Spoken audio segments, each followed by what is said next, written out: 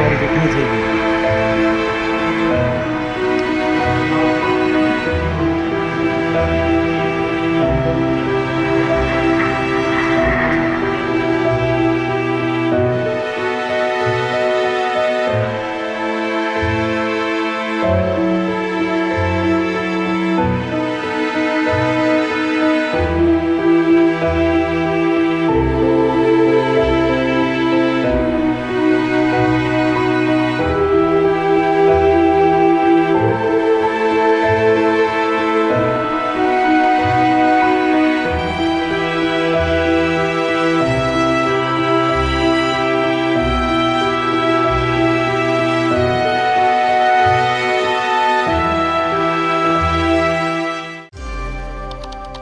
અમદાવાદની અંદર જે એર ઇન્ડિયાનું પ્લેન ક્રેશ થયું હતું ને એની અંદર ક્યાંક પૂર્વ મુખ્યમંત્રી વિજયભાઈ રૂપાણી પણ સવાર હતા એવી અપડેટ સામે આવી રહી હતી, પરંતુ અત્યારે હાલ રાજકોટની અંદર જે વિજયભાઈ રૂપાણીનું ઘર છે એની આસપાસના લોકો શું કહી રહ્યા છે આજે તેના વિશે જ વાત કરીશું। તેની સાથે અત્યારે હાલની કઈ અપડેટ છે તે પણ જાણીશું। નમસ્કાર, હું હંસિની અને તમે જોઈ રહ્યા છો નિર્ભય ન્યૂઝ।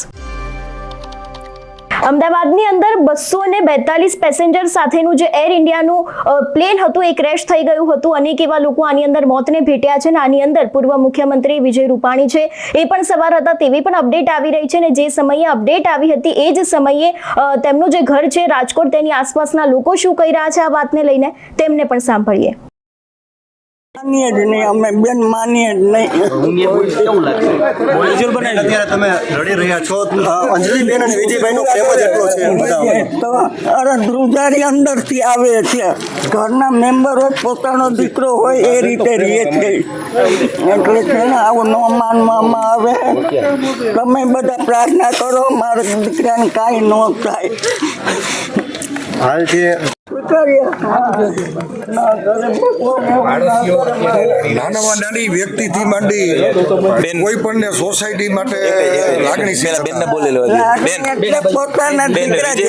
વિજયભાઈ તમારી સોસાયટીના સભ્ય છે, પૂર્વ સીએમ પ્રમુખ છે, આ જે ઘટના બની એમાં તેઓ પણ હાજર જે પ્લેનમાં હતા એવી વાત સામે આવી રહી છે, શું કહેશો? અમને તો એવું માનવામાં જ નથી આવતું આ પ્લેનમાં હોય, ભગવાન કરે કે અહીંયા પ્લેનમાં ઘણા બચી ગયા વાયગા હોય ભલે પકડારી પકડે સારા નરસા બધા પ્રસંગોમાં બધાની સાથે હાજરી પુરાવે એટલા મારા મિસ્ટર પ્રિન્સિપલ હતા કુંડલિયા કોલેજના 21 વર્ષ પહેલા ગુજરી ગયા।